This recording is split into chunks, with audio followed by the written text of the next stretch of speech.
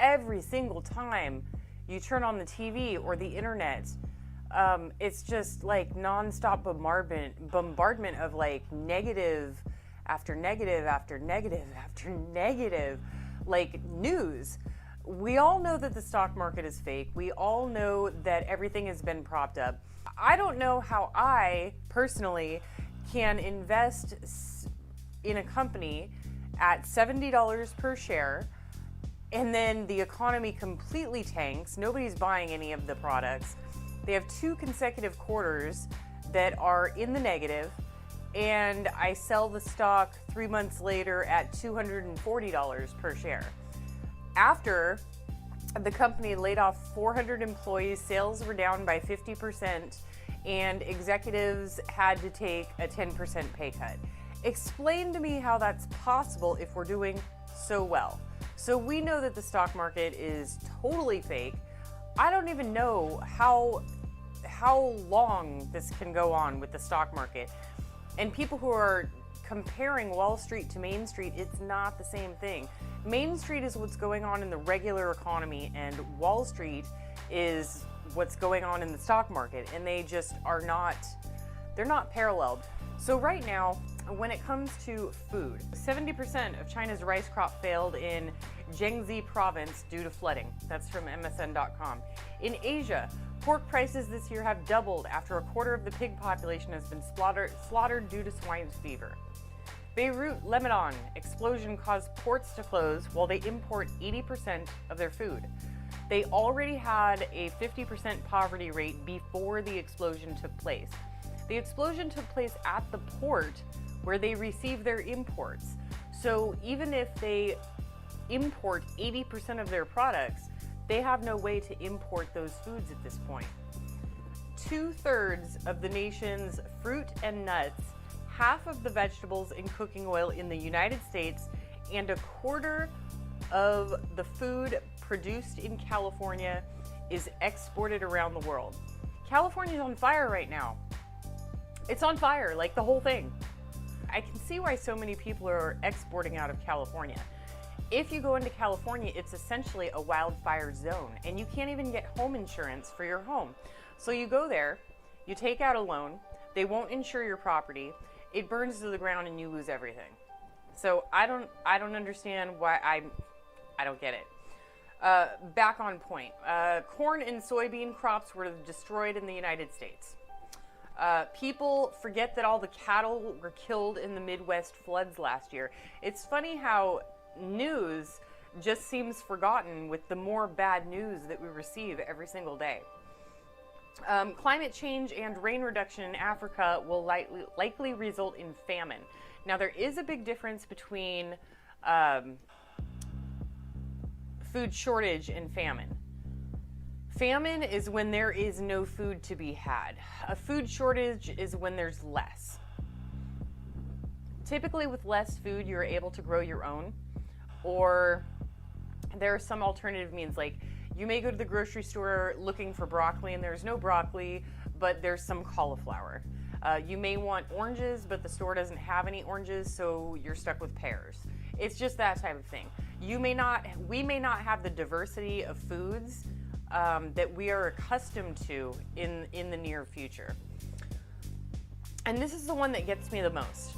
Pre-pandemic, 1 out of 6 people in the United States were on food stamps. That's before anything went south, before the gears got thrown into the engine. 1 out of 6. So if you're in line in the grocery store and you're 1 of 6 people in line, one of those people is going to be using food stamps because they can't afford to feed their families. So now it is exponentially changed with the millions of people that are unemployed. The food banks are overwhelmed, overrun with people trying to get food to feed their families. Most food banks are having to turn people away at this point because they simply don't have enough food to feed people. Where does this leave us? I do not typically talk about religion or God. I'm not a religious person, but I do absolutely believe in God. And I believe in the followings of God. And what does God say? The summary of the Bible is pretty much don't be a dickhead and share excess.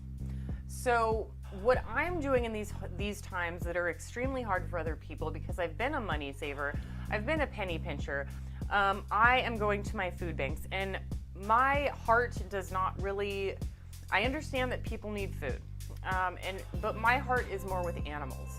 So I'm essentially doubling my donation efforts.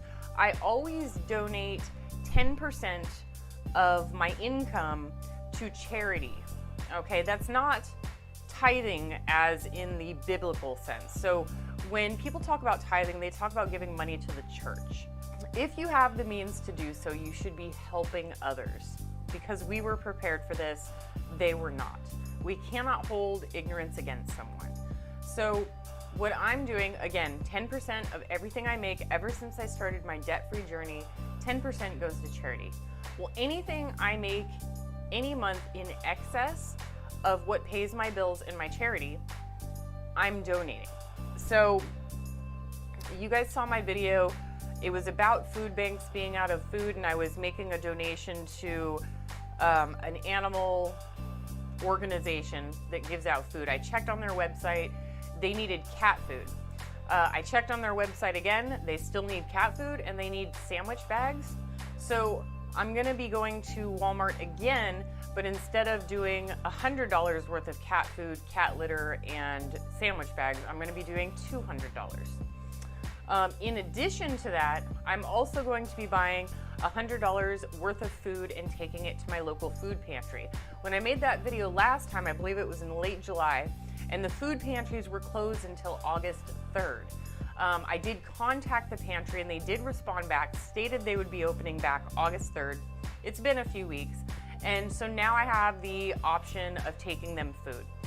The food that I'm going to be purchasing is not going to be stuff that I would personally buy for myself. I'm going to be buying name brand cereals, eggs, milk, lunch meat, things along those nature, and they're all going to be name brand. Raisin Bran, Lucky Charms, Cinnamon Toast Crunch, I don't know. I'm going to be buying real milk, like vitamin D milk.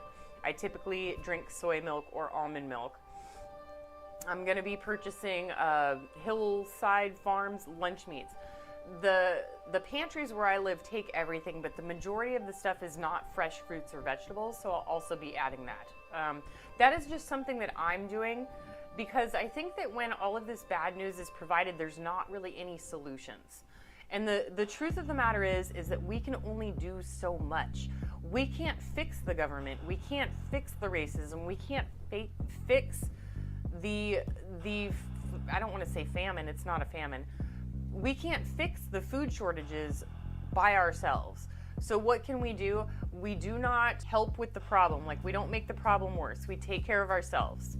And then after we take care of ourselves, we help take care of others. That is our job as a human being, is to help people who are less fortunate. If you don't have, you don't have a lot of money, if you're unemployed yourself, please take advantage of these services.